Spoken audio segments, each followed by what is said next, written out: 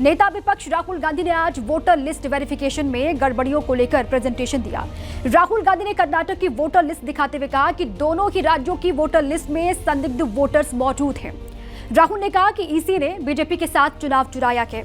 राहुल गांधी ने election commission पर कई बड़े आरोप लगाए और कहा कि महाराष्ट्र की वोटर लिस्ट में 40 लाख फर्जी नाम हैं।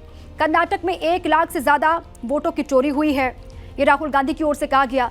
शाम 5 बजे के बाद टर्नआउट कैसे बढ़ा अचानक, इसका भी जिक्र किया राहुल गांधी ने। और साथ ही जो 10 बड़े आरोप लगाए गए हैं राहुल गांधी की तरफ से, वोटिंग के सीसीटीवी फुटेज मिटाए गए, ये भी उन्होंने कहा। और साथ ही एक वोटर कई राज्यों में वोट कर रहा है, अपने मताधिकार का इस्तेमाल कर रहा है। एक ही नाम पते वाला वोटर 4 बूथ पर वोट डाल रहा है, इसके भी सबूत देने की कोशिश की उन्होंने। और साथ ही उन्होंने कहा कि 40,000 वोटर्स की मकान संख्या 0 है। हरियाणा में हार के लिए वोटर लिस्ट को जिम्मेदार बताया कि चुनाव आयोग इलेक्ट्रॉनिक डेटा क्यों नहीं देता, इसका भी जिक्र किया राहुल गांधी ने। और साथ ही इलेक्शन कमीशन ने बीजेपी के साथ चुनाव की चोरी की है, वोटिंग की चोरी की है, यह भी आरोप लगाया राहुल गांधी ने। कांग्रेस नेता राहुल गांधी के आरोपों पर बीजेपी की ओर से बीजेपी के सांसद संबित पात्रा ने पलटवार किया और कहा कि जिन राज्यों में कांग्रेस जीती वहां की वोटर लिस्ट राहुल गांधी ने क्यों नहीं दिखाई।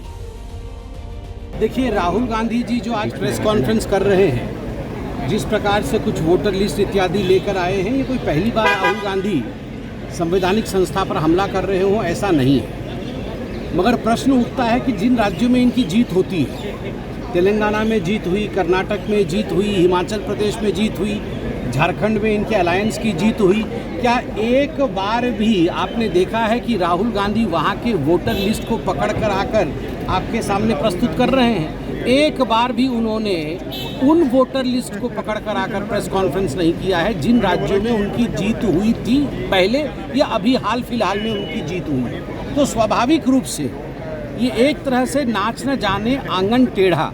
मैं तो आज राहुल जी से पूछना चाहूँगा, आप इतने प्रिपरेशन के साथ आए थे तो अपने ही अलायंस के बड़े नेता तेजस्वी यादव जी के भी तो 2 वोटर आईडी कार्ड थे, वो भी दोनों वोटर आईडी कार्ड लेकर आते कि दोनों वोटर आईडी कार्ड थे, देखो जी एक कट गया है कि एक बचा हुआ है, उस पर तो कोई कमेंट नहीं किया है। स्वाभाविक रूप से राहुल गांधी जी कहीं न कहीं आज जो प्रेस कॉन्फ्रेंस कर रहे हैं वो एक तरह से बिहार के चुनाव से पहले एंटीसिपेटरी बेल है कांग्रेस पार्टी का कि देखो चुनाव के नतीजे आए उससे पहले किसके ऊपर ठीकरा फोड़ना है, वह ठीकरा वो फोड़ रहे हैं। मैं आज राहुल गांधी जी से पूछना चाहता हूं, तेजस्वी यादव जी से पूछना चाहता हूं, क्या कारण है कि जब से SIR की लिस्ट आई है 1 अगस्त से अभी तक एक भी कंप्लेंट आपके BLA ने नहीं किया है? प्रेस कॉन्फ्रेंस करके इलेक्शन लड़ना है या जो संवैधानिक प्रक्रिया है जिसमें कि BLO के पास जाना होता है? केवल ये प्रोफेसर के पाती या हार्वर्ड की तरह आके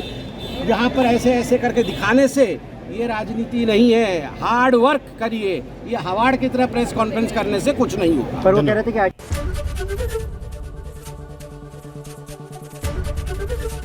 ABP गंगा, खबर आपकी, जुबान आपकी।